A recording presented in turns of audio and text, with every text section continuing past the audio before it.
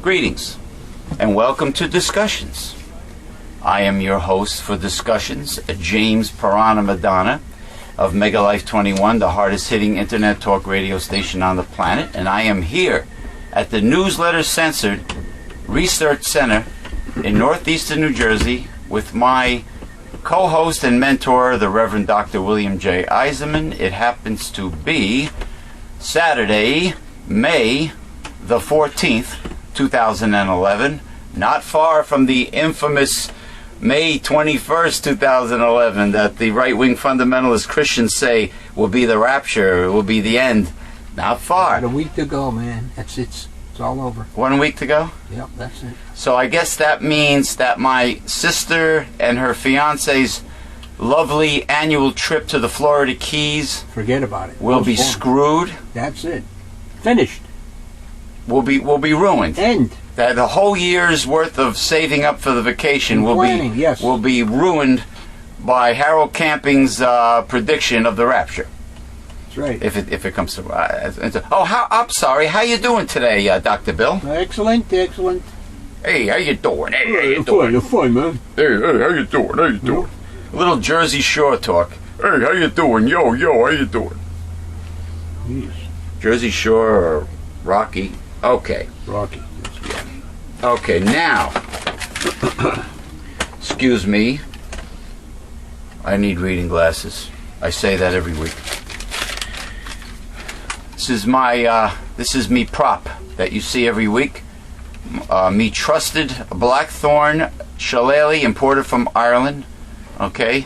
Destined, hopefully, in the near future for the skulls of evil, greedy, stingy, right-wing fundamentalist, conservative Republicans. You know, actually, that photo, that cartoon that we have on our Facebook profile, the Mega Life 21 Facebook profile of Crisco Balloon Boy Christie. Did you see it yet? Mm. Where he's holding up the money with an evil grimace on his face. It's cute. But, all right. Before we get to more serious matters, I like to start light. Did you know, Reverend Dr. Bill, that people that have houseplants and aquariums with fish in it, did you know that these people do not have to technically buy fertilizer for their houseplants ever again as long as they have the aquarium, because freshwater aquarium water makes outstanding fertilizer for your houseplants? Sounds good. As long as it's not too stinky and it doesn't reek and the fish are not in their belly up full of disease. If a healthy tank still most likely contains just the right amount of nitrogenous waste, whether it be a touch of ammonia, which shouldn't be there anyway, or nitrates, nitrites, whatever. It's good for the plant. So you don't have to buy any Miracle Grow fertilizer. Well, I use Miracle Grow for my garden outdoors, but I don't have a freshwater aquarium. I have a saltwater nano reef, and I cannot use salt water to fertilize my plants because the salt will kill the plants. But anyway, Jennifer Lopez, who was voted by People magazine as the most beautiful woman in the world. Believe me, there's a ton of celebrity women much more attractive than Jennifer Lopez, like Angelina Jolie, and the list goes on and on and on. Even Kim Kardashian. I mean, it goes on and on and on. But maybe Simon Cowell, I guess he's the producer and owner of American Idol, and among other companies, other ventures, probably paid off People magazine to put that on the front cover. But anyway, that's not what I'm leading to. Jennifer Lopez, I hear, who is in another country, either vacationing or promoting something or whatever, closed a shopping mall just so she can be the only customer shopping in the mall. Wow. She purposely had it closed down, and I guess all the customers that were in there had to expedite the premises just so precious J-Lo can shop. Maybe she was with Mark Anthony, her husband, or I don't know, but they didn't want anybody else around. No commoners were allowed in the mall. Gee, isn't it wonderful how people get so full of themselves when they become celebrities, and think they're better than everybody else. Really nice, and of course, I blame the establishment. I blame the upper management of the mall or department store and or the mall. I blame them for doing it. I wouldn't do it. I'll tell her, I don't care if you're J-Lo, you're not better than my other customers. You have to wait online just like everybody else. Bad news for elitists out there and all these so-called aristocrats. Right? Bad news. Now, on the news, they were talking about spamming and junk mail and how there's some kind of a federal law that they want to pass to suppress it or control it or at least stop it or slow it down. Well, that sounds great, because there's a lot of wasted paper and postage on the annoying junk mail and spamming. But guess what? They interviewed some upper executive of a company that is very much involved with acquiring your personal information and your address for spamming purposes. And you know what he said? He says, statistics show, as far as we're concerned, Americans enjoy reading their junk mail. Mm-hmm. They enjoy getting all that. Of course he's going to say that. He's making a ton of money off of that obnoxious high-pressure sales. Right? Mm. It's interesting. I didn't know that people like their banners and pop-ups and all this other crap that and their spam email that occurs on the internet. I didn't know that they like that. I didn't know people like that. I know that 1 or 2% respond to them, but I didn't know they liked them. Yeah. I figure 98% of people don't like them. He's full of shit. This upper executive dude in a dark suit. Now, my mother gets a letter, a bunch of bullshit, of course. It's saying that these are conservatives saying that the ACLU, which I believe is the American Civil Liberties Union, Yep. They want to ban the 10 Commandments, so we need to pass this Free Speech Act so we can prevent the terrible liberal ACLU from keeping God out of our lives and banning the 10 Commandments. I got news for you, right-wing fundamentalists. You have no right shoving your religion down anyone's throat, since Americans are made up of many people. Atheists, Jews, Muslims, and so on and so, Hindus. So you have no right to force, even though myself and the Reverend Dr. William J. Eisenman are Christians. I mean, we believe in the God of the Bible. I mean, I was born Roman Catholic, but I'm not a practicing Catholic for various reasons, which is another talk show. you have no right to shove your religion down anyone's throat, because no one can prove that their God really exists. Therefore, not one penny of tax dollars should ever go to these faith-based initiatives. And you should never get government involved in religion, because America is made up of many different forms of taxpayers. You should never combine church and state. Now, they're like going on and on, asking for donations, of course, at the end, to stop the wicked ACLU from their plans to ban the Ten Commandments. Now, obviously, this is a right-wing. Well, that's one of their little wedges that they use, to raise money and to get votes. Yeah. That's it. It's like always combining their right-wing, their pushy right-wing fundamentalist Christianity. They believe that God is so puny that he needs them to rule here on earth in his place, you see. Yeah. They don't like the plan that is outlined in the Bible that God is undergoing. They believe he's so puny that he needs them to control and rule the United States of America. That's why they feel they need to go out and proselytize and soul save and convert and witness. Yeah.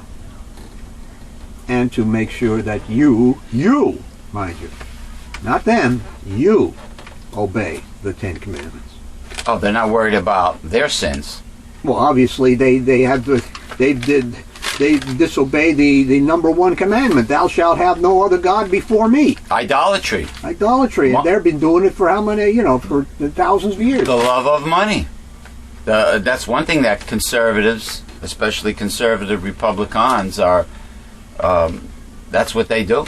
They worship money, and they're greedy, and they totally disregard the fact that the Bible is loaded with tons of commands for the rich to give to the poor and to help the poor, and for all the Earth's natural resources to be equally shared and in a fair society.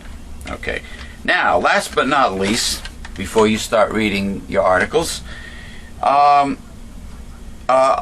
it seems like I don't know if this was done without Barack Obama knowing it, without President Obama knowing it, but it seems like the way they handled Osama bin Laden's demise, overall, didn't seem too good. In other words, naturally, with Saddam Hussein, they found him, they captured him, they arrested him, they cleaned him up, and he went to trial. And they put him to death. They killed him. They put him to death. Supposedly, the Iraqi people did that. Supposedly. Yeah, he was executed. Okay, he was executed. He was tried by his own people, and he was executed. And then I'm assuming that the surviving relatives, the remaining relatives of the Saddam Hussein family, got the body. Am I correct to assume that it's only fair that the surviving relatives get the body? Who knows where it went? Well, they didn't dwell on that. Well, Osama bin Laden was not arrested and brought to trial and executed, and then he was unarmed. He was executed right then and there without a trial. He was unarmed, and then his body disappeared. It was not given to his family. Buried at sea. Now, the right thing to do is to give the body to the family, which I'm assuming is in Saudi Arabia. But they didn't want to do that, because if they would have given the body, they would have made a shrine of it and a martyr. But he would have been a martyr. But you got to understand something. Yeah. Even George Bush, whilst he was supposedly looking for Osama bin Laden, supposedly, he did say Yeah. something to the effect that there was in Texas or in the Old West Yeah. a sign, wanted, dead or alive. Yeah, I remember those The movies. FBI Yeah. had Osama's $25 million on Osama's head. The bounty. Wanted, dead or alive for all these years. Okay. Okay? So, because he's dead, I mean, what did people expect? It was either going to be dead or alive. Yeah. That's how he was wanted. Well, So, I still say if you're going to execute somebody, you should try them like they did with Saddam Hussein, and the surviving relatives should get the body. well, the right wing right now is propagandizing about he was an innocent man. He was unarmed. Like No, he wasn't innocent. He was just wasn't unarmed. innocent. But that's what it sounds like. He was unarmed. What does that mean? He was an innocent man? No, they're doing this for political reasons for the 2012 election. No kidding. The 2012 election, even though they don't believe in what they say, any criticism of Barack Obama Justified. is justified because they want to thwart his attempt to be reelected. Like before with the birth certificate, with Barack Obama's birth certificate. Anything they can possibly find or make up, even if it's a lie, to criticize Barack Obama, they will do it. Because why? They only care about their agenda, and that is to get conservatives in total control of Washington, which means that corporations will end up being total control of the United States and then the world. They want the total feudalistic oligarch corporate plutocracy. That is the primary objective of all conservatives, and that includes the conservative moderate to blue dog Democrats.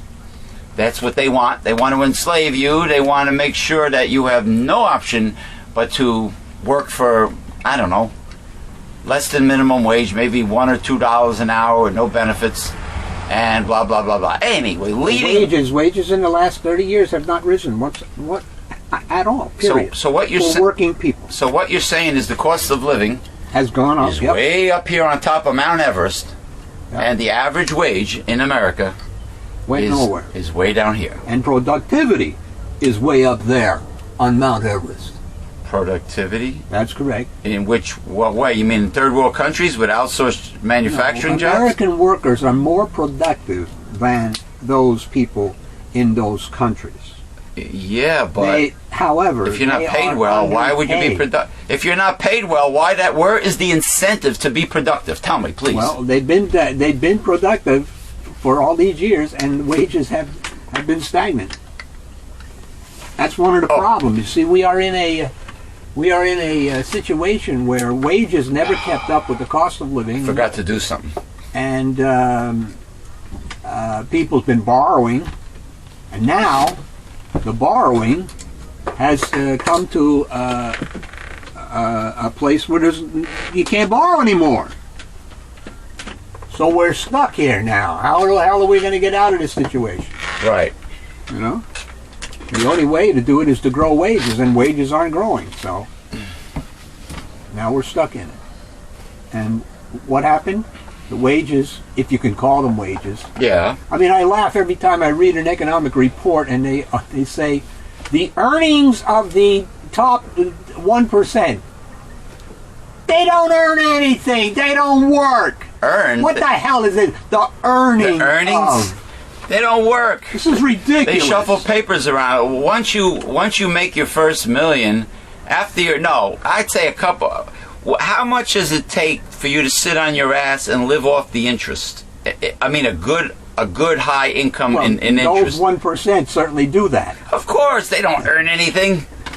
That corporate kissy ass people, corporate ass kissers are always saying about, the CEO is like the backbone of the corporation. He can make or break the corporation. He can save the corporation. How come that doesn't apply in Europe? CEO pay is not like ours in Europe.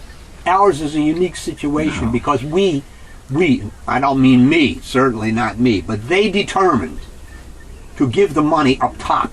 Yeah. Years ago. I'm sure Dr. Mr. Reagan, was very instrumental here. And that's what's been happening. The money has been funneling upward, and therefore there's none left for downward. Well, I'm sure doctors in the European Union also are paid the fair wages that they I believe deserve. They work on salary. They work for because it's a universal health care.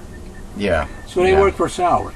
So it's a career. It's a dedication. Like the Hippocratic Oath. It's not a greedy healthcare system like we have here in the United States. With they're so evil. Between the banks and the American healthcare system, the hospital CEOs.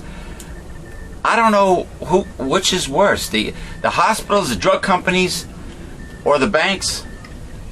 I guess you can throw the petroleum industry in here. I mean, there's enough guilt to go around. They're all demons. They're all demons. I don't know who's a bigger demon, but they're all demons.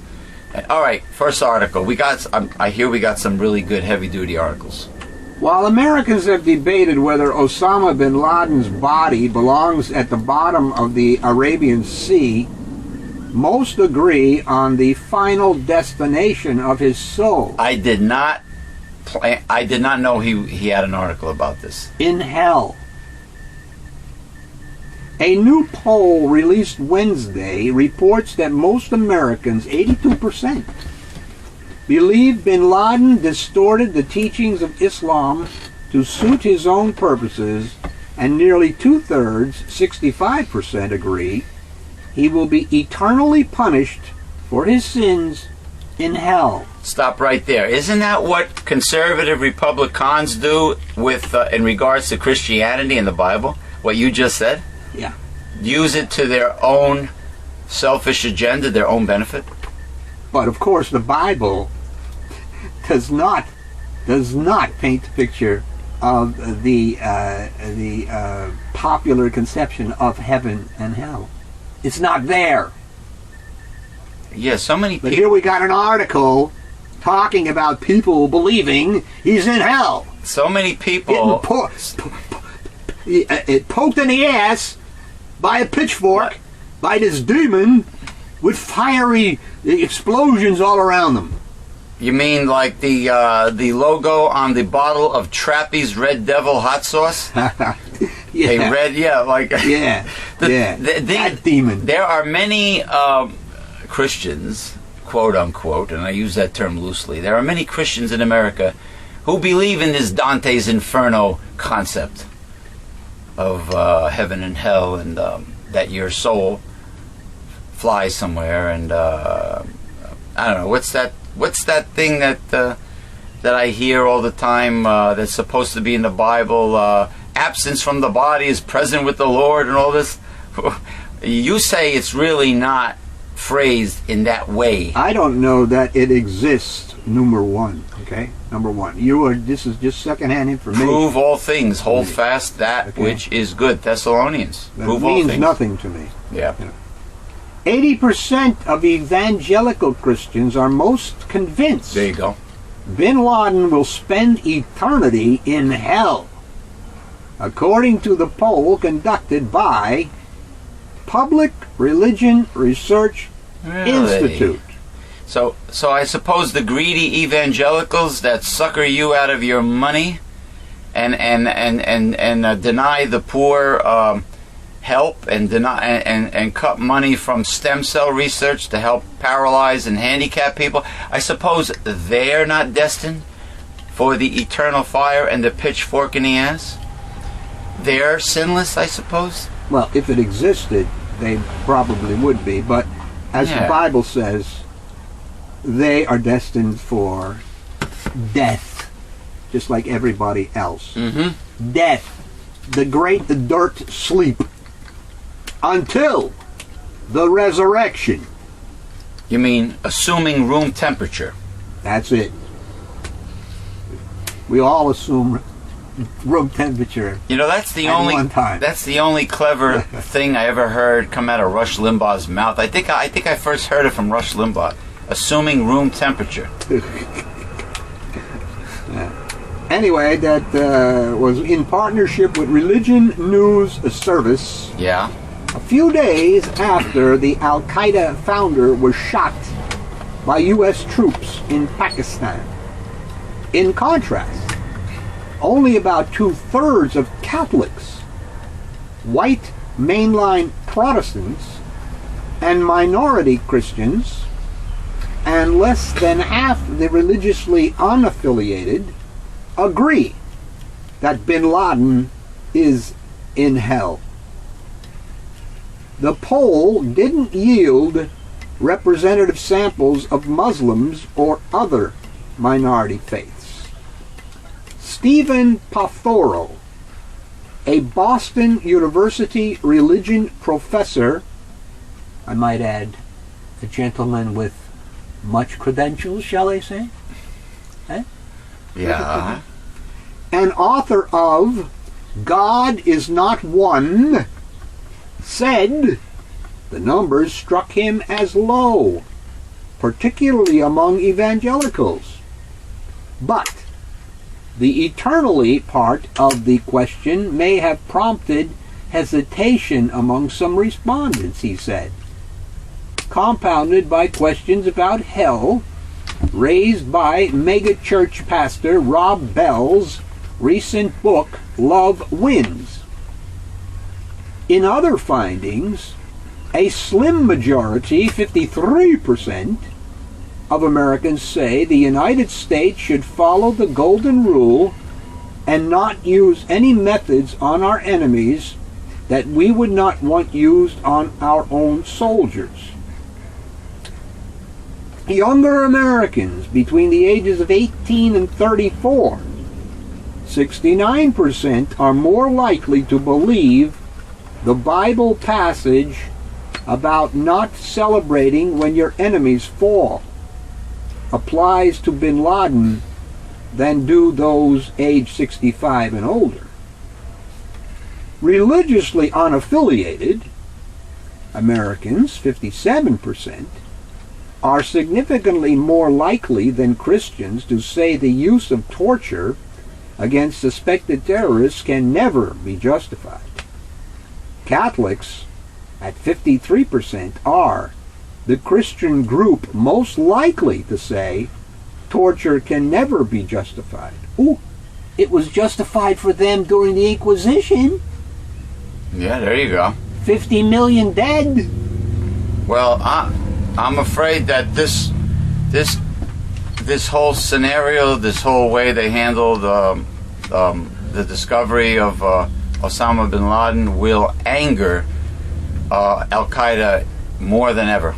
Supposedly, it already has. They had two guys on motorcycles, I believe, blowing up and shooting up 80 people or something. And I believe it was. And they recently stopped the terrorist plot here in the United States. Recently, it was in the news. But terrorism has been with us for how long? The IRA were terrorists. Yeah, but the IRA, all right, in honor of Michelele, the IRA had a lot of justifiable reasons to do what they did because of centuries of British oppression. In regards to, well, you know what? The American people are kept in the dark. The Islamic community is very upset about certain things. They don't like to be occupied for profitable reasons, for greed, corporate greed, oil companies. Well, they don't want to be occupied. Colonialism has been going on for how long? It's colonialism, so they have justifiable reasons, and and then there's the thing with Israel and Palestinians,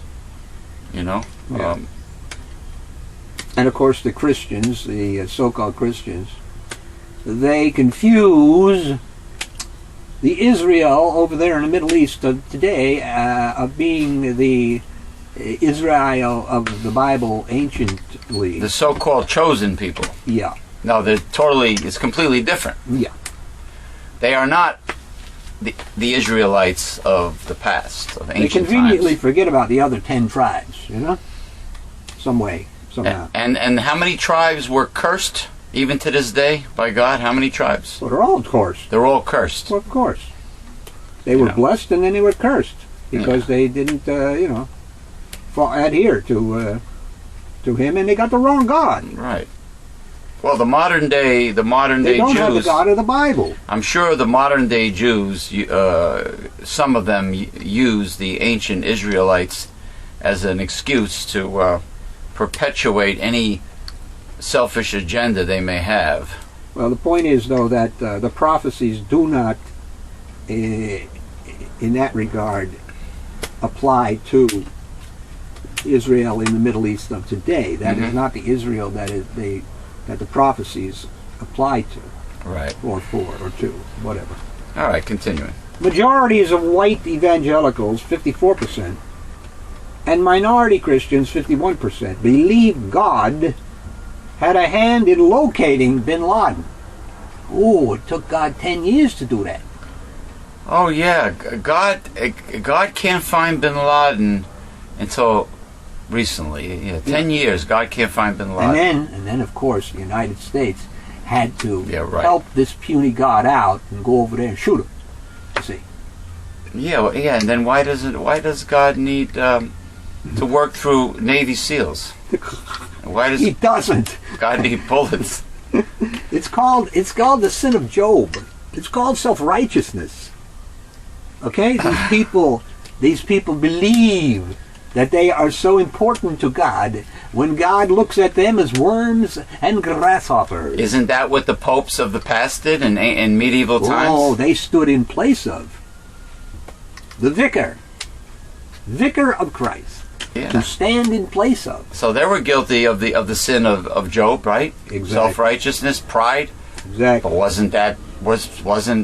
pride was originated by Lucifer, right? That's correct. The morning star. That's correct. Yeah. Well, Anyway, compared to only a third of white mainline Protestants and 42% of Catholics, a slim majority, 51% of Americans, believe God has granted America a special role in human history, led by 2/3 of evangelicals and nearly as many, 63%, minority Christians, compared with 51% of Catholics and white mainline Protestants. very good article to start this week's discussion. Thank you, thank you, thank you. Yeah. Boston, chanting, "We love sluts," What? and holding signs like, "Jesus loves sluts." Come on. Approximately 2,000 protesters marched Saturday around the Boston Common as the city officially became the latest to join an international series of protests known as slut walks. Are they advocating? We don't know yet. The protest movement sparked by a Toronto police officer's remark that women could avoid being raped by not dressing like sluts Oh, I see where this is going. Okay. came to Boston after advocates saw similar events largely organized through Facebook and Twitter. "We wanted to do something to show our support," said Sayabhan Connors, 20, of Lynn, Massachusetts. "We originally planned for a small event that expected about 30 people. Oh man. But by the time the march began Saturday, about 2,000 people, some dressed in lingerie with words slut written across their stomachs, were in attendance. In January, a Toronto police officer told a group of university students that women should avoid dressing like sluts to avoid being raped.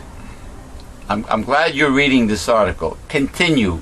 He Finish later apologized. However, advocates in Toronto held a slut walk to protest the officer's remarks and to highlight what they saw as problems in blaming sexual assault victims.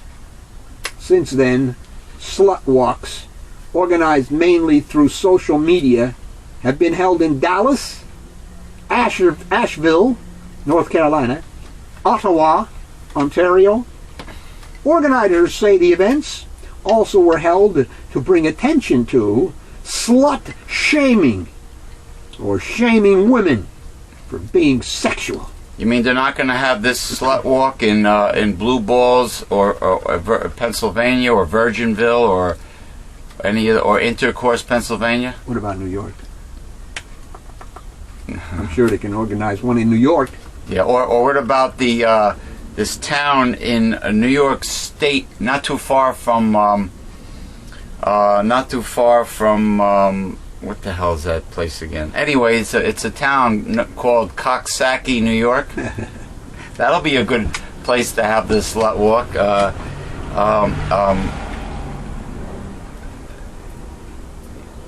Anyway, continuing.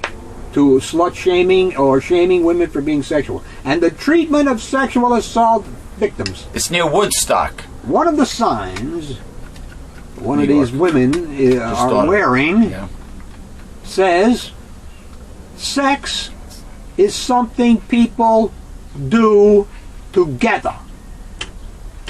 Yeah, unless they're jerking off. Where they have toys. Generally, it's done. The ideal situation is to have a partner. Well, listen, I do not want to give the wrong impression. I am not justifying rape because, from what I understand, psychologically, rape is more of a selfish power act than it is of sexual gratification or getting laid. It is more about sexuality and power.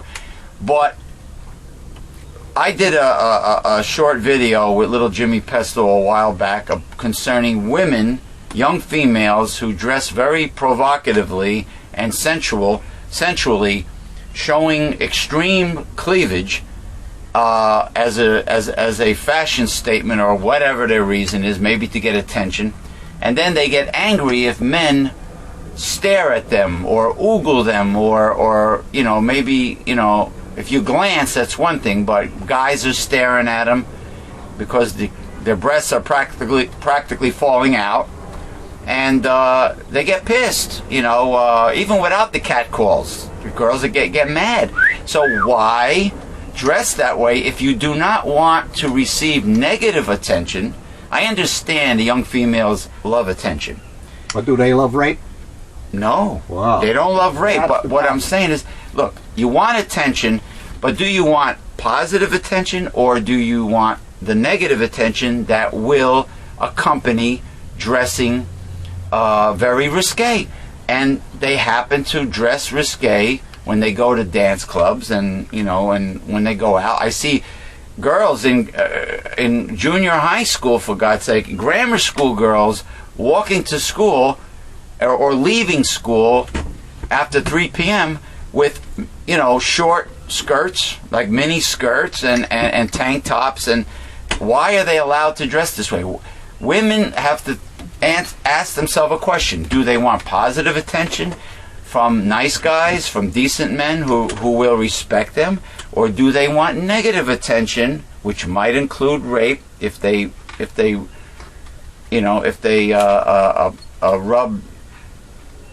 meet the wrong men, bad men? What do they want? Negativity or positive men? Do they want the nice guy who a lot of women say is boring to them, or do they want the bad boy who may very well abuse them in one way or another and hurt them, emotionally, whatever, heartbreak, whatever, or physically? I mean, what do they want? You cannot dress look, you have the right to dress sexy and provocatively. You have the right to, but then you have to be prepared for the negative consequences that is associated with dressing that way. But you're talking about two different things. You're talking about a boyfriend and then someone who just takes over and controls you. But that may happen when you dress like a porno star. But why is that?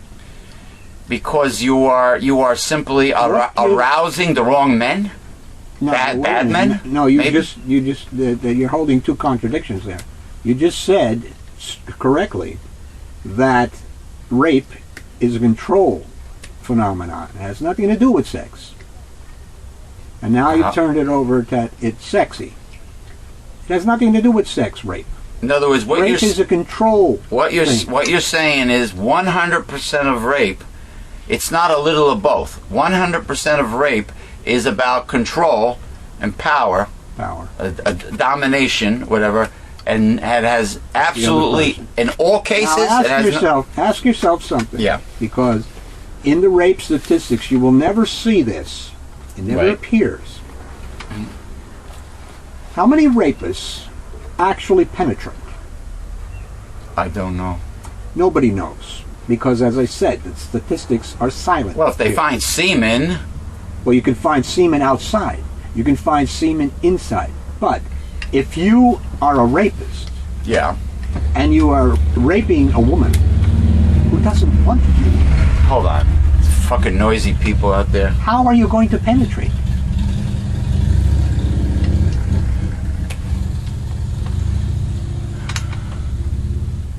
Eh? Say that again. If you're a rapist... Fucking motorcycle. And you're raping a woman... Yeah. Who doesn't want you... Yeah. How are you going to penetrate?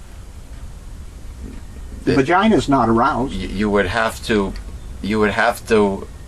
knock her out or but even so, if you use chloroform or something. How is that going to help you? You would have to, as a rapist, in that instance, you would have to have a magnificent erection which could thrust mightily into a vagina that doesn't want you. Well, you have to line it up with the center of the vagina in order to do that. Meanwhile, the woman is fighting the man off. And if she's tough, if she's a tough cookie, she might kick his ass. You're going off on a tangent there.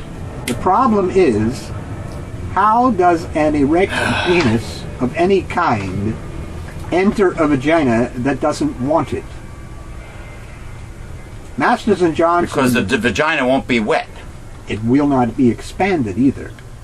Okay. Masters and Johnson, back in the 60s, 70s, showed what happens when a vagina becomes aroused. I didn't know it expands. I mean, I know it expands. It expands. Barrels. It lengthens and it expands. Oh, it is swelling. And is that why the clitoris gets bigger during normal sex? The clitoris has nothing to do with the vagina at this point. We're talking vaginas here. We're talking a place. I'm attributing what goes on when a woman is aroused. You said the vagina lengthens and swells, and I said the clitoris. I have a feeling swells also. Yes, it does, but it has nothing to do with a rapist. A rapist entering a cold, unaroused vagina. For educational purposes, to educate the people out there. I mentioned it for mere... But you're going off the subject. No, I'm not. I just said clitoris. All right, go ahead. Finalize it. Of course the clitoris swells everything. It swells, You're man. Talking about arousal. In rape, we're not talking about arousal. No, we're not. We're not. There. It's a violent act. Two different things. I mean, an act of power of domination. So you got to ask yourself the question again. The question becomes: So what? I mentioned. How does a rapist's penis enter a non-aroused vagina? Good question. Intelligent one. Thank you. Okay, there you go. There you go. I just want you people to know that 100% of all discussion shows are totally unrehearsed. They're totally ad-libbed. So like Jackie Gleason did. Anything could happen with the honeymooners. Yeah, I mean, we can get into a great discussion where we both agree. A verbal wrestling This match. dude over here can rub me the wrong way and piss me the fuck off. I can go off on a. He can jump from the ropes. I could get off the subject and he could steer me back on track. I could jump from the top rope with the bionic elbow. The Midnight Rider, remember Dusty Rose, American Dream. Anything can happen. Anyway, we're going to take a break. Greetings, everyone. We're back from our break. And it's time for promo. Now, I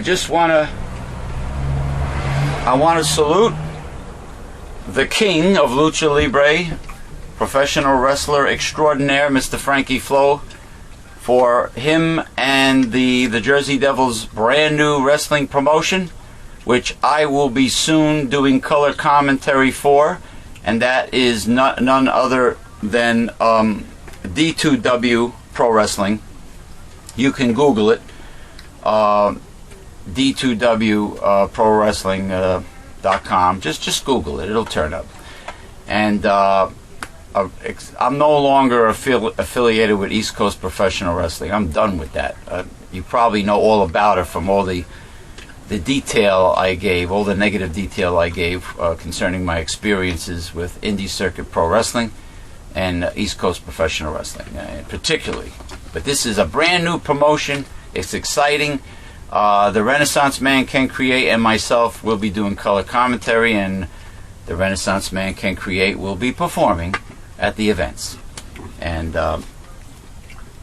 now, of course, in the northeastern New Jersey area, just to start, they are, the next event is in Wharton, New Jersey, which I think might be Morris County. Wharton, New Jersey is more northwestern New Jersey, sort of, like in the direction of Bud Lake and Lake Hopatcong in Sussex County. Now, this gentleman next to me here, this is a self-portrait of the Reverend Dr. William J. Eisenman. The Reverend Dr. William J. Eisenman is a fine watercolor artist, and this is his self-portrait, watercolor. You can see the William J. Eisenman collection of fine watercolor art by going to the William J. Eisenman Facebook profile. You can go to www.newslettercensor.com. You can go to www.myspace.com/Megalife21. And if you like one of his paintings, you can email him and ask him if it's still available. And if it is, the bidding starts at $500 a piece. Check out the William J. Eisenman fine collection of watercolor art.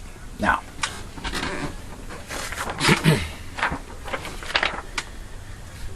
okay, here it is. This is the very foundation and backbone of our entire organization.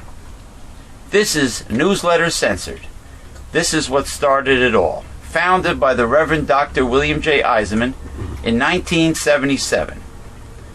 This newsletter contains the 5 taboos of American life, which is politics, religion, health, human sexuality, and child rearing. This is the kind of information that most people are afraid to hear. Can you handle it? If you can, go to www.newslettercensor.com. Read all of the hard-hitting information contained there. Click on the printable order form. And with your gift to support this work, get your free annual subscription to Newsletter Censored.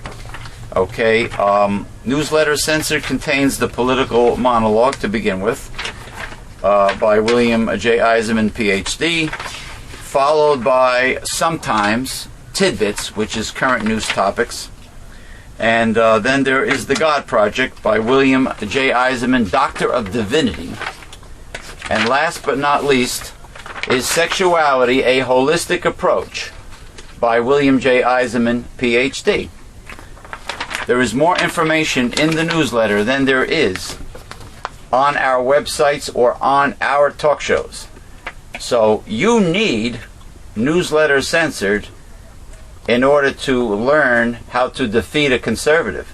We are living in the end times. Yes, we are. And you need Newsletter Censored in the end times, during these end times.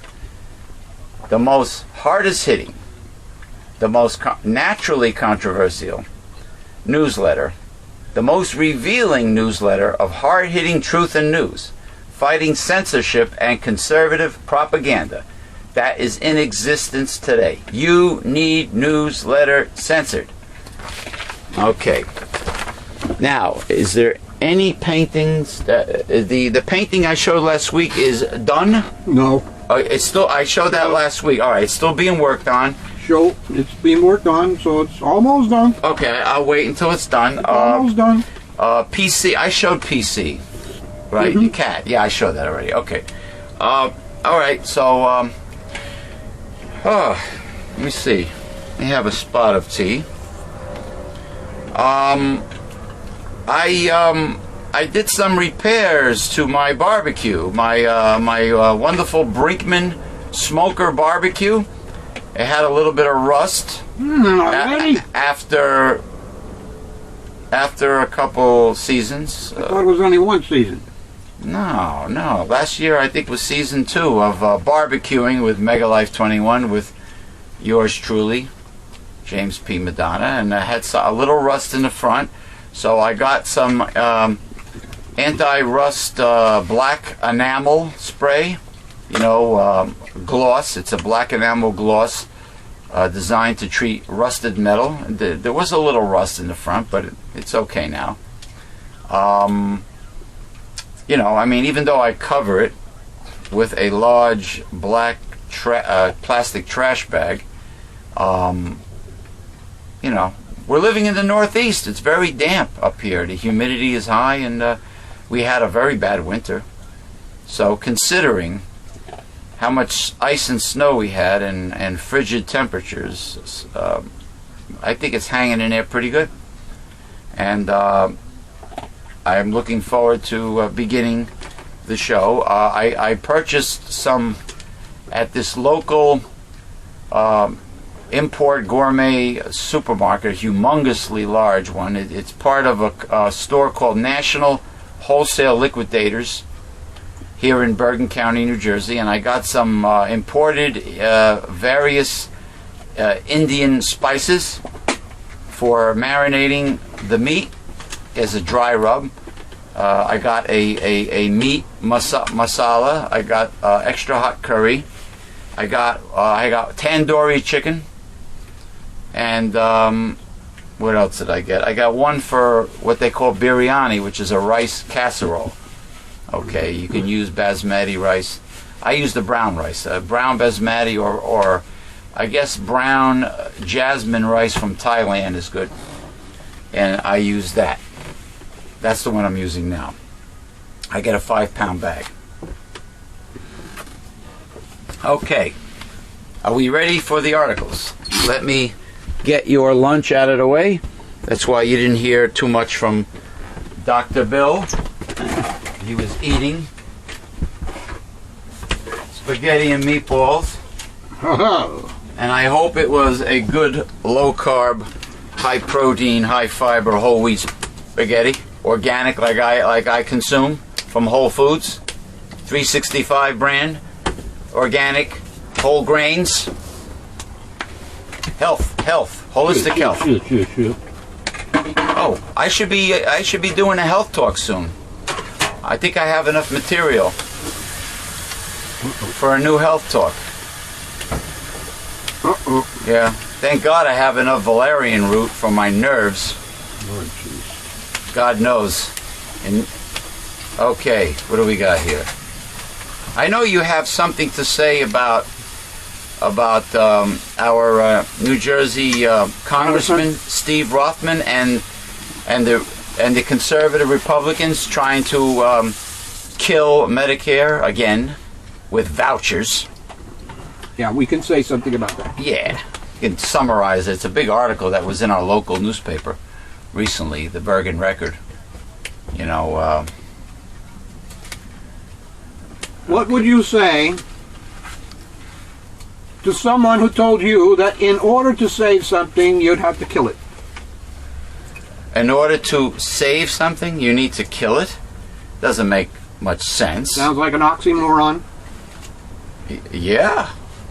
On April 15th, the Republican-controlled U.S. House of Representatives voted 235 to 193 to end Medicare for Americans who are currently under the age of 55. Another plane going by. No Democrats voted in favor of the plan. For those tens of millions affected and for all future generations, the Republican plan ends Medicare and privatizes health care for American seniors. Privatizes. According to the nonpartisan Congressional Budget Office, the plan, if acted upon, would create a voucher system in place of Medicare. The U.S. government would assign approximately $8,000 to purchase private health insurance for each senior once he or she turned 67 years of age.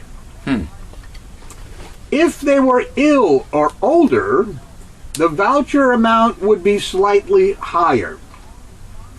But under the Republican plan, the average senior would see their out-of-pocket health care costs double to $12,150 per year.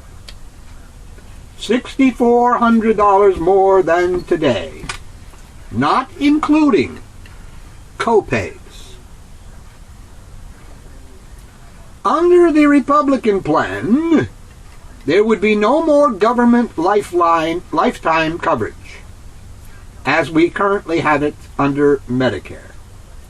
If you could not afford a private health care premium because you had a pre-existing condition, for example, high blood pressure, diabetes, breast cancer, asthma, lupus, heart condition, hip, back, or knee surgery, you'd have to find the money to pay whatever premium the private marketplace would charge you. Find the money. The government, it's like finding the job. Under the Republican plan, would not even limit the amount that the private market could charge. And so, if you could not afford to purchase a private health insurance plan at the age of 67 or older, for any reason, you'd be uninsured. Uninsured and ready for the Grim Reaper. If you get sick and ready to, of course, lose your life savings, unless you already lost your life savings to the American healthcare system. 67? What, Republicans want people to work until they're 67 years old? Hey, they want them to work until they're dead. Well, what? It happened in the old days. Why do you think anything is any different? What age do senators and congressmen and governors want to work until? They can retire after one term, for crying out loud. What a bunch of selfish, greedy hypocrites our American leaders are. These are the people you voted for, Tea Party middle-class protesters. These are the people you voted for in Congress, the conservative Republicans. Imagine the suffering, the pain, Schitt's Creek, man, and terror. Yeah. For those tens of millions of seniors under these circumstances, where would they turn? Yeah. Charity? Family members? Early death? Their churches. And why? Like Republicans want you to do? Yes. The United States has a $1.4 trillion annual deficit and a $14 trillion national debt. But what are the best and fairest ways to deal with those extremely serious problems? Cut the military and tax the rich. Should we rely on shared sacrifice in the American tradition, or put the burden disproportionately on the backs of seniors and the middle class? No, put the burden on the rich. That is so Karl Marx. That is so fair. That is so fair and compassionate. Karl Marx or no Karl Marx? To me, the Republican plan is at best misguided approach to solving our nation's common problems. At worst, the Republican plan reflects their undiminished zeal to shrink government by eliminating programs most Americans rely on, including Medicare. As a result, this would hurt the middle class and most Americans, leaving only the rich and the super rich to be assured of a good education for their children and affordable health care for them and their children when they retire. Remember, the median income for seniors in America in 2009 was $19,167. With most seniors having at least one chronic condition and many having multiple chronic conditions. Can you imagine the premiums they'd have to pay to get health insurance at age 67 and older? Medicare was created in 1965 precisely because the private market failed to provide seniors with affordable and quality health care. A lot of air traffic today from, I assume, Newark International Airport? Teterboro. No, not a big plane like that. Teterboro is like private jets. Corporate jets. And little corporate jets, they have to fly awfully low to be that noisy. Corporate jets. That's what you get from Au Natural doing the show, not doing this show in a soundproof studio. Au Natural, you know, the wind, the air, the sun, okay. Before Medicare, All right, getting back to the article. nearly half of American seniors had no health insurance, and nearly 35% lived in poverty. Thus, for me, Yeah. leaving U.S. seniors again at the mercy of private health insurance companies is an absolute non-starter. We must not end Medicare. Too many American seniors would suffer or die prematurely if we did. That's but isn't true. that what the conservative Republicans want? They want to cull the Cull herd. the herd. Like Jesse Ventura's conspiracy theory show, that one episode about the New World Order and the elitists wanting to cull the herd. There's too many.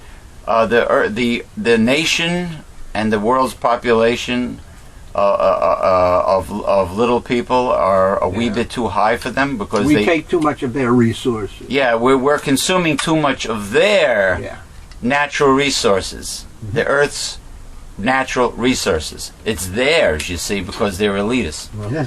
Interesting. They want to cull the herd. So in other words, if you're a senior and you're retired and you happen to be broke because, you know, you don't have the big breaks in life. Well, you don't even have to be broke. You just heard it. The median income for seniors is $19,167. What the hell is that Shit. in America today?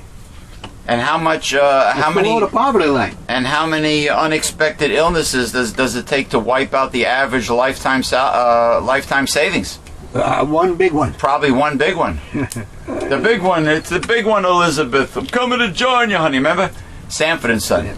Yeah, one big one to wipe out the average lifetime savings in America. That's all it takes. So it's like, in other words, if you can't find a job, which there really isn't any jobs, Republicans, and you can't afford to pay out of pocket for your health insurance because there's no more Medicare and there's no public option, what the conservatives in Washington and in the states, like here in New Jersey, we have Balloon Boy Chris Christie.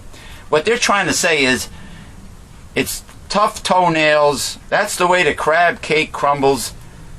Just, oh well, die. Well, number one, conservatives do not think ahead.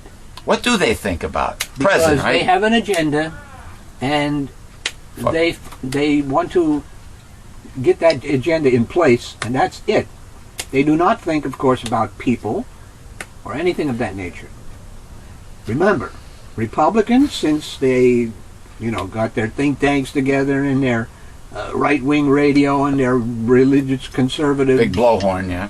All that's having the big megaphone. They are good at winning elections. False propaganda, false prophets. And getting people to support their causes. They also don't... But... Yeah. And we see this very clearly in the last 30 years, especially. Mm-hmm. They can not govern. No, it's proof. There's proof of that. In that, yeah, obvious proof in that with New Jersey and Governor Walker in Wisconsin, right? Yeah, all of this. Now they also don't care about the planet, the environment. Well, that too. Yeah. That, besides not caring about people. Yeah. Well, they care about people. They're immediate. About people if you want them to buy their product, but they don't think ahead again, understanding if those people don't have the income, they can't buy your product. They don't have the job to pay out of pocket for absolutely everything. They can't buy your product. Yeah. They care about their immediate family, and they care about, of course, the people who fund their campaigns. If it's something that benefits them, that greases their palms and lines their pockets, they care about you. But if you don't do anything for them, they don't care about you. There's a guy, little Jimmy Pesto, who is actually Mr. Jimmy Liguori in real life. Another fucking jet is going over. A lot of air traffic today. Anyway, there's a congressman from northeastern New Jersey, from Passaic County. I think his last name is Pasquarel. Pasquarel. You know his first name? Not offhand, no. Gummo, Zeppo, Chico, Pasquarel, Harpo, Pasquarel. Anyway, his last name is Pasquarel. Jimmy Liguori, little Jimmy Pesto, otherwise known as, has campaigned for him and worked hard to help get him elected so many times. And Congressman Pasquarel told Jimmy Liguori, hey, come into my office tomorrow. I'll get you a job. Cool. I'll hook you up. Is he Democrat or Republican? No, he's Democrat. He's Democrat? But he's one of those blue doggies, I think. Conservative Democrat. Blue dogs, he's compassionate, but he's really not all that compassionate once he gets elected. Anyway, Jimmy goes down there. What can you do for me? What can you do for me? Jimmy Liguori walks into his office, and this is a quote from little Jimmy Pesto. He walks into his office the next day and says, hi, remember what you told me? Pasquarel yells at him and says, Congressman Pasquarel says, what does this look like? An employment agency? He totally forgot. Like, in the bar, in the sports bar, it happened to be Pub 46 in Clifton, Route 46 East in Clifton, New Jersey. What does this look like? An employment agency? He says, employment agency? You have that attitude after I campaigned for you, and you promised to hook me up with a job the night before. How soon we all forget. It's incredible. It's like when George Steinbrenner used to totally, if you win him the World Series and you happen to go into a slump the next season, he wants to fire the manager. He wants to can your ass. He wants to get rid of you. Like, well, what have you done for me lately or now? No long-term thinking. Nothing long-term. Like, how many bridges will I burn if I do this? Or how many customers will I lose? Like with the American... We're finding out that Mr. Steinbrenner... Auto industry. Huh? Mr. Steinbrenner was an informer for the FBI. I don't know. Anything's possible. All I heard in his documentary was he was extremely charitable and philanthropic. Probably because he was guilty. When somebody... That's usually what motivates that sort of thing. Anytime something sounds too good to be true, anytime a human being plays an extra large violin and it sounds just a little too sappy, a little too melodramatic, there's always a skeleton or skeletons in their closet. Always. Mark my word. Like Dr. Phil, the show, Dr. Phil. You should hear how they carry on about stupid, petty subjects. I think in the back, in the dressing room or whatever, I think the producer riles them up and tells them to be over dramatic, for ratings. Everything's doctored up in this country. Everything is like, it's capitalism, right? Everything seems to be like snake oil salesmanship. Or Barnum and Bill. Barnum and Bailey. There's a sucker. He's Barnum and Bill. Barnacle Bill. I think it was Buffalo Bill Cody. Barnacle Bill the sailor. No. Barnum and Bill. Ringling Brothers. Was it P.T. Barnum? P.T. Barnum. There's a sucker. Sucker born every minute. There's a sucker born every minute. Some people said there's a sucker born every second. Yeah, maybe. Nowadays, with all this spamming and scamming and the population growth. And with the population growth. Yeah. So anyway, Rothman. As for our extremely important deficit and debt problems, I believe that all options should be on the table, with sacrifices shared by all, according to assets owned and annual income. That means that the following items must be considered: making additional cuts in spending, including defense, reducing income on capital gains tax deductions for earnings over $350,000 a year, reforming our tax code to prevent individuals and companies from avoiding all tax liabilities, partially and in some cases completely, eliminating subsidies to America's richest families, reducing or eliminating subsidies to agribusiness, big oil, and gas, ending or proportionately scaling back the Bush tax cuts for the wealthiest Americans, and additional cost control measures to the health care reform law, including a public option. Which we need, which we should have gotten. House Republicans argue that it is necessary to end Medicare in order to balance the federal budget, albeit with continued tax breaks for individuals and companies making millions and billions of dollars in income per year. Big tax breaks, like paying no income taxes at all. Like GE. Like General Electric, and I'm sure many others. ExxonMobil. I don't understand why Barack Obama, when he does public speaking, when he speaks to the nation, doesn't just come clean and tell the American people exactly who and how and or what sabotaged his health care reform, his original compassionate health care reform with the public option. I would have done it. I would have came clean. No balls, no gumption. Why aren't Democrats rolling up their sleeve, flexing some muscle, and playing the same dirty fighting games with the same tactics, and being honest with the American people and not being afraid to fight for what is right? Because they are probably believing in that they're up there to govern, not to be obstructionists like the Republicans said they would be, as Mr. Whatchamacallit, Mitch Daniels, I think, said, we want Barack Obama to fail, and we'll do everything we can to make him fail. But wasn't health care reform governing? Yeah, for the Democrats' point of view, but the Republicans, only 41 of them, said, hey, we're going to filibuster that, so Democrats couldn't do anything. Ah, that's why. Because they didn't have the 60 votes. And when they did have the 60 votes, they still didn't do anything. They didn't do anything. And the reason why they didn't have the 60 votes is because of the blue dog Democrats like Senators Dodd and Baucus.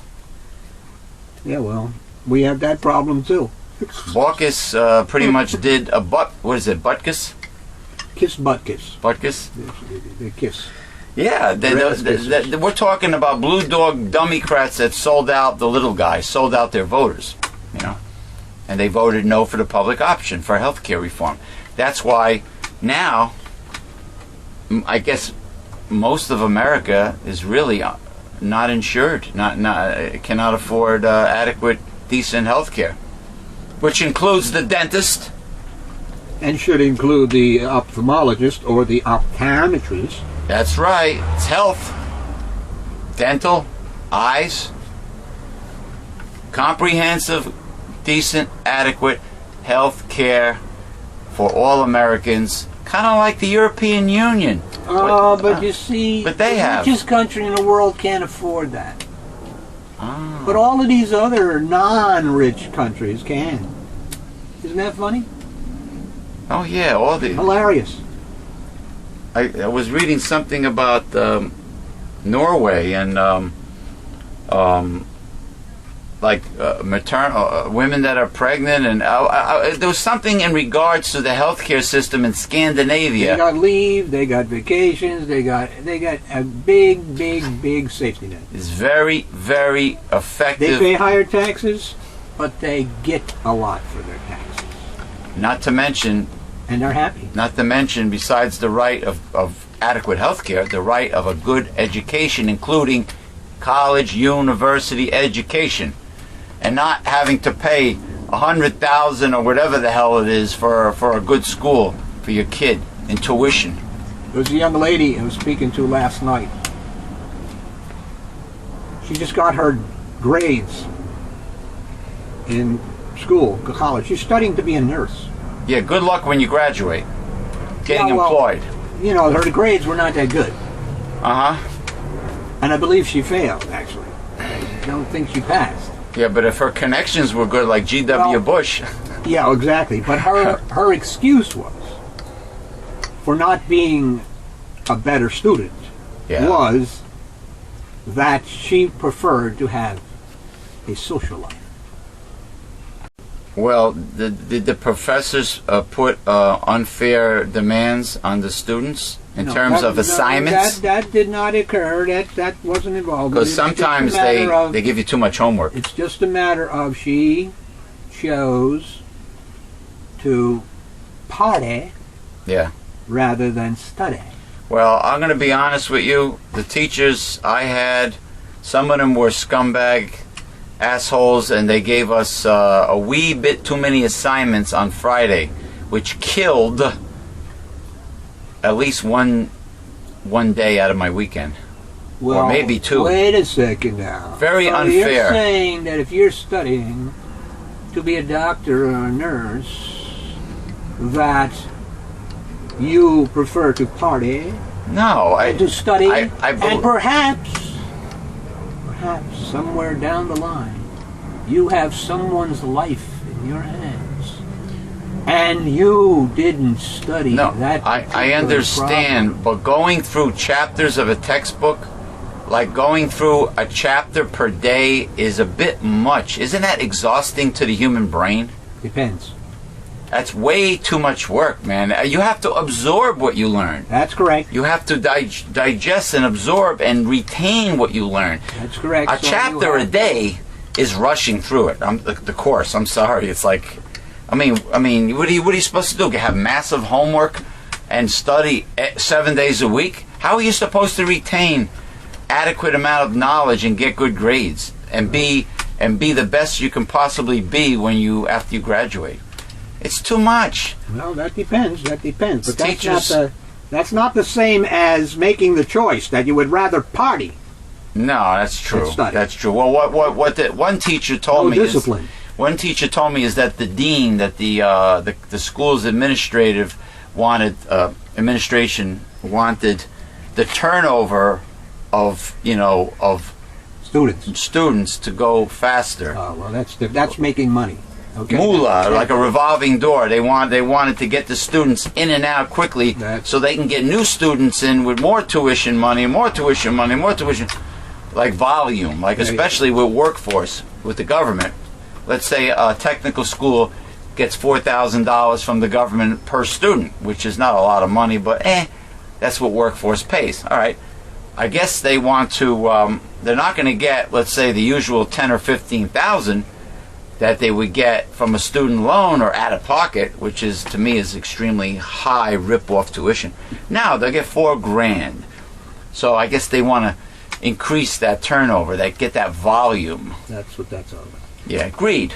There you go. Anyway, forcing seniors and the middle class to bear a disproportionate burden in solving our nation's fiscal crisis is unfair and unnecessary. The better, more typically American way to address our common problems is with shared sacrifice and fairness. Medicare is an essential and successful American program that has worked extremely well for the past 46 years. It makes possible a longer and healthier life for millions of our seniors. It is also often the difference between life and death. We must not end Medicare. That is an outstanding... Applause, please, for Mr. Rothman. Mr. Congressman Stephen Rothman from New Jersey. Correct. An outstanding article in the Bergen County Record, New Jersey. We have time for one more good article. One more good. Well, I don't know if it's going to be good. Oh, Jesus! You're picking them at random. It's going to be a little lighter. Oh. A little lighter. Unless you have a heavy-duty one there. Well, it might answer. It might answer one of your questions that you have. Really? Then read it. Read on, brother. Hummingbirds were called glittering fragments of the rainbow. I like hummingbirds. They're very cute and beautiful, like a jewel. By the famous bird artist John Audubon. Oh, Audubon is the name of a man? He had a gigantic watercolor book. The Audubon Society is named... Of all the different species of birds which he painted. Is this where they got the name... Audubon Society. The Audubon Society? Yes. Mr. John Audubon. He spent his life making watercolors of all the different species of birds. Okay, cool. I just learned something. John Audubon. To learn more about this tiny superstar, hummingbirds get some of their colors from pigments or chemical colors, just like most birds do. I wonder if when hummingbirds have sex, are they experts at giving a hummer? These pigments always show the same color. For example, a blue jay is always blue, no matter how the light hits its feathers. True. The female ruby-throated hummingbird does not have the ruby throat. Usually the females and the young do not have the bright throat coloring that males do. That's a rule of thumb with all birds. The males are beautifully and vivid, like a cardinal. Female cardinal's drab, male cardinal is gorgeous. Red, bright red. But the hummingbird's brightest colors come from the way its feathers are made. Tiny layers of feather cells break the light into brilliant colors, just as water breaks light into a rainbow. Spectrum. Unless the light hits the bird just right, you can't see the bright colors at all. Isn't it? Wow. The bird just looks dark. So the reflective jewel-like appearance is from how the light hits the bird. The ruby-throated hummingbird is the only hummingbird that nests east of the Mississippi River. Oh, really? It migrates about 600 miles from Mexico to its northern home across the Gulf of Mexico, flying for about 20 hours straight. Wow, that's a lot of nectar. That's a lot of carbs that No bird break, needs. Man, 20 hours. 20 hours of nonstop flying and migration. So what you're saying is all hummingbirds east of the Mississippi are ruby-throated hummingbirds. I didn't say that. Oh, there's more varieties. I thought that's what you said. It says it's the only hummingbird east of the Mississippi. That's just what I said. Are you saying all What if a person has a hummingbird in his house east of the Mississippi? Why did he say all? You can't say all. Wait, you said I said ruby-throated hummingbird is the only species, variety of hummingbird that is found east. No, nests. Nests. Oh, nests. Ah, there you go.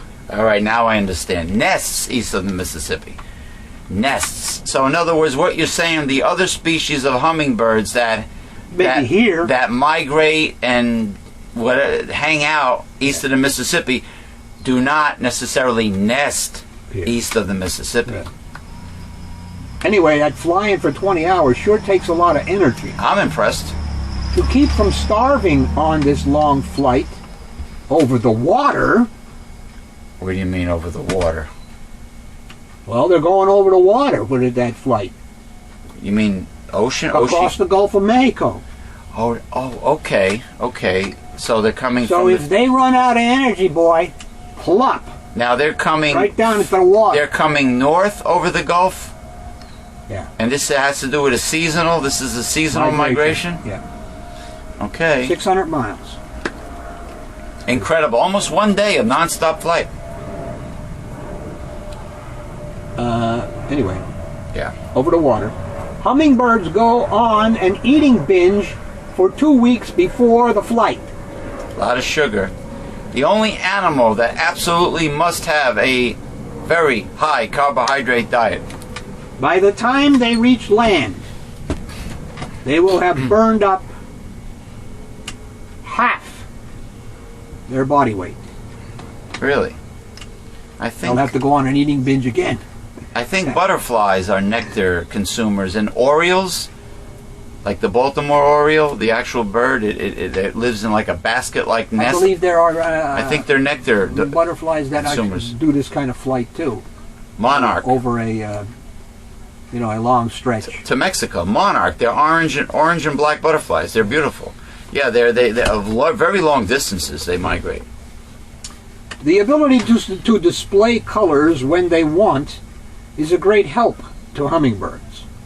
A male flashes his bright colors to attract a female or scare off an enemy. Even a hawk can be scared off if it sees a sudden burst of color. Many females have white tips on their tail feathers, although most females are not as brightly colored as males. They often flash their white-tipped tail feathers to scare off enemies. So they shake their booty at the enemies. Interesting.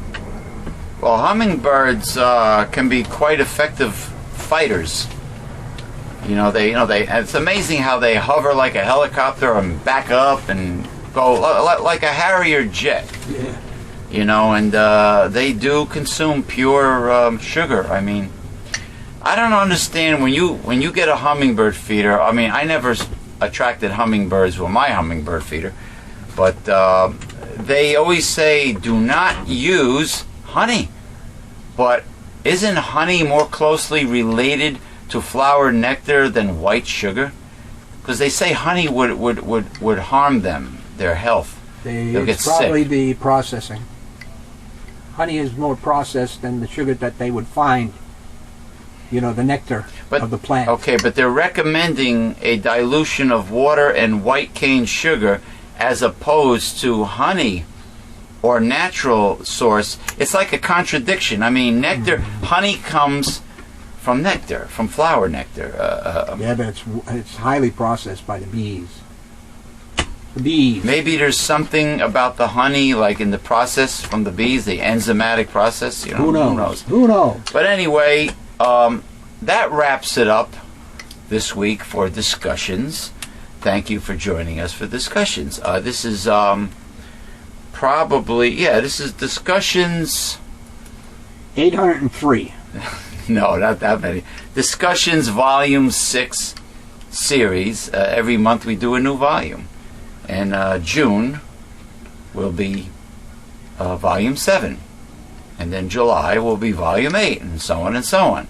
But the big thing for Volume 6 is to see to wait and see if Harold Camping, to see if we're all dead next week. see if his prediction for the rapture comes through. When is the 21st? Is it on Saturday? May 21st, 2011. When is it? Do people at least get to have fun for the weekend before It's next Saturday. It's on a Saturday. It's on the Sabbath. Yeah. The real Sabbath. Wow. You know, and then if he's wrong, that means he would have been wrong for... If he's wrong, he'll say, I am just a humble servant of God. Please, though, you should not be picking on me that way. Oh, how dare you pick on a 99-year-old walking mummy with gigantic ears. Yeah, he'll say something like that. But, you know, it's amazing. If he's wrong, he will be wrong, I believe, for the third time. And I promise you that people, fools, lemmings, nincompoops out there, holy roller, born-again, right-wing, fundamentalist nincompoops will still continue to send Harold Camping money. What about Jim Jones? What about those Nike-wearing jumbalones that were waiting for the spaceships to pick them up? Oh, Marshall Applewhite? That was Heaven's Gate? Applegate or whatever. Applegate, that's ice cream. No, you know that website is still in existence? And they got a picture of Marshall Applewhite with his eyes bugging out. Jeez. And he said to everybody, you got to wear white sneakers and wait for the UFOs, the flying saucers, to pick you up. That was the rapture. Yeah. And then I guess he had them all commit suicide? Yeah. And they did it, right? Yeah, exactly. Do you believe that website is still in existence? Well, they're all dead. Nobody can take it down. Yeah, maybe that's the reason. Nobody can take it down. You know what they say about cyberspace? Once you put something in cyberspace, it's there forever. Which means all of our hard-hitting video shows that tell the real hard-hitting truth are making its way into the Andromeda galaxy. Yeah, now you have to find a reason to... You know what the old saying about you lead a horse to water, but you can't make him drink? Yeah. Well, you put the videos out there and the message and all the other stuff, but you got to get some way of bringing the people to the trough. And even some people that you bring to the trough, they won't drink. Now, do you think... Well, first of all, the people that follow the evangelical crooks and the deluded and misinformed evangelists like Harold Camping, the people that follow them, they represent a certain type of people. They're desperate. They're ridiculous. They're desperate for somebody to magically solve their problems for them, like a big sugar daddy figure. Yeah. They want God to be like this big sugar daddy, and they're completely lazy. They don't want to do anything on their own. They don't want to be responsible for their own lives. And they're also kind of kooky. You know, they like to get all emotional and carry on and make believe they're speaking in tongues when it's all gibberish. You know, that's all, folks. That's all, folks, like Porky Pig. And they got their hands up in the air. Remember they showed Christine O'Donnell like that, you know, swaying back and forth with her eyes closed. Yeah. I wonder if she was thinking about the time she had her boyfriend on the witchcraft or satanic altar. Maybe when her eyes were closed. She was on the altar. She was on the altar with her legs spread, and I don't know. According to the story, she said she had sex on the altar. She said she had sex. She actually said she had sex on the altar with a boyfriend from school on a Wiccan altar. She made that statement. Whether or not she made it more than once. Well, how the hell did the religious nuts let her get away with that? Now, isn't it similar to Harold Camping being wrong a few times about the rapture and people still following him? People still wanted Christine O'Donnell, who was this religious nut who was going to force their version of the Bible down people's throats and save us secular, humanist, progressive liberals Well, They were going to save us. the point is that Similarity, isn't it? religion, you're butting up against ideology, of course, and all you need to do is just look around today at your Roman Catholic Church. There you go. After all the iniquities and killings And hypocrisy. and etc. that they've accomplished throughout history, and yet here they are, one of the biggest denominations in the whole wide world. That's right. That is right. Hundreds of years of negativity, and they're still number one. People are funny. The human race is very peculiar. Very heavily flawed. And, hey, since the Catholic Church is so wealthy, instead of the commercial telling us to feed the children and to clothe and shelter and provide medical care for the poor children in third world countries, why doesn't the number one Christian organization, the wealthiest of all time, why don't they feed the children? Probably because they are interested in themselves. Hypocrisy? Counterfeit Christianity, perhaps? Reverend Dr. Willie? Me. The get way of life instead of the give way of life? Yeah. The devil's economics. Say it again. The devil's economics. You heard it. Right from the mouth of the Reverend Dr. William J. Eisenman. Get your annual subscription to Newsletter Censored. Get it now with your gift to support this work. We'll see you. Bye-bye. Say so long. Adios.